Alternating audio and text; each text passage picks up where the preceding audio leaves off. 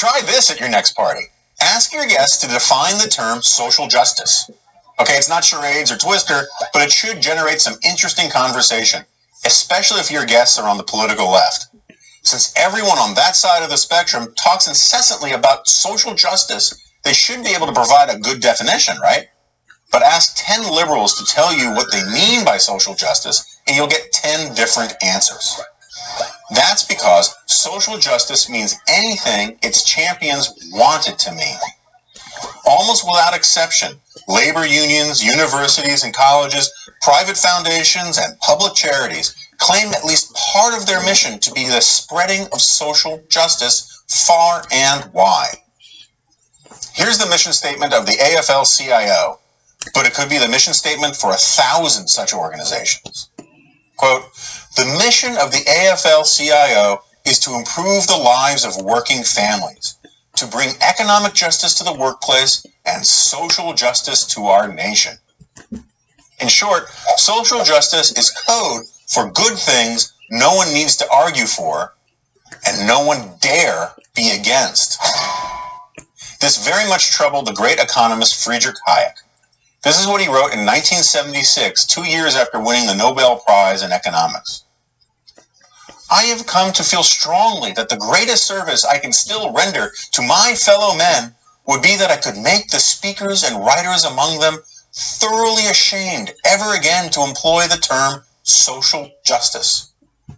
Why was Hayek so upset by what seems like such a positive and certainly unobjectionable term? Because Hayek, as he so often did, saw right to the core of the issue. And what he saw frightened him.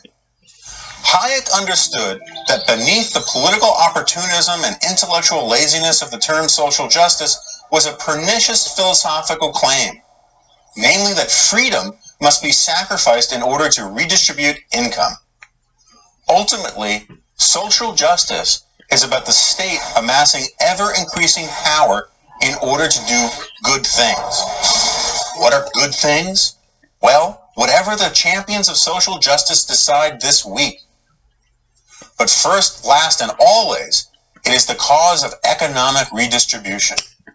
According to the doctrine of social justice, the haves always have too much, and the have-nots never have enough. You don't have to take my word for it. That is precisely how a UN report on social justice defines the term. Quote, "Social justice may be broadly understood as the fair and compassionate distribution of the fruits of economic growth. Social justice is not possible without strong and coherent redistributive policies conceived and implemented by public agencies." Let me repeat that. Strong and coherent redistributive policies conceived and implemented by public agencies. And it gets worse. The UN report goes on to insist that, quote, "Present-day believers in an absolute truth, identified with virtue and justice, are neither willing nor desirable companions for the defenders of social justice." Translation? If you believe truth and justice are concepts independent of the agenda of the forces of progress as defined by the left, you are an enemy of social justice. Compassion, or social justice, is when government takes your money and gives it to someone else. Greed is when you want to keep it. The underlying point of social justice, then, amounts to a sweeping indictment of a free society.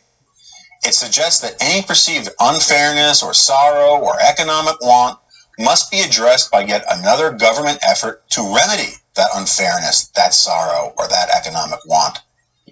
All we need to do is invoke the abracadabra phrase, social justice, and we're on our way.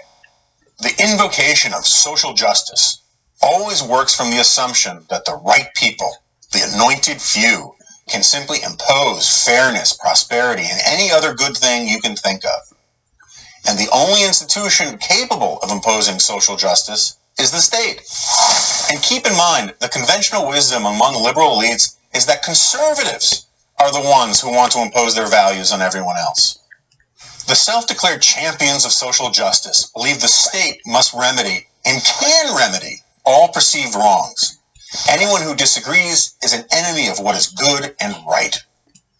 and the state must therefore coerce them to do what is socially just.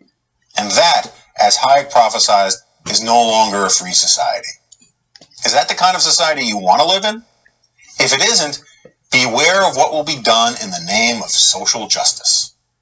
I'm Jonah Goldberg of the American Enterprise Institute and National Review for Prager University. Join Prager University, subscribe to our YouTube channel, and sign up for free at PragerU.com.